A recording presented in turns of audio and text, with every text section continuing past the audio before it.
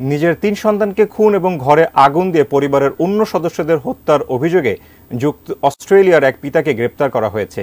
BBC জানায়, পিতার হাতে হত্যাকাণ্ডের শিকার ৩ শিশুর মধ্যে ৫ মাস বয়সী এক মেয়ে শিশু, ২ ও ৬ বছরের ২জন ছেলে শিশু রয়েছে। গত রোববার সকালে অস্ট্রেলিয়ার পশ্চিম সিডনিতে এ ঘটনা ঘটে বলে জানিয়েছে পুলিশ ও জরুরি সেবা বিভাগ। অস্ট্রেলিয়ার ওই ব্যক্তি ৩ সন্তানকে হত্যার পর ঘরে আগুন দেয়।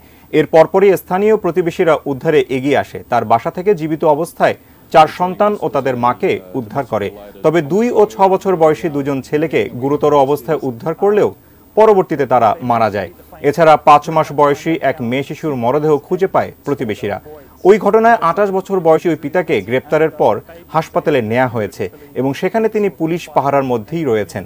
বৃহস্পতিবার ওই পিতার বিরুদ্ধে আদালতে শুনানি হবে এবং হাসপাতাল থেকেই তিনি ওই শুনানিতে অংশ নেবেন।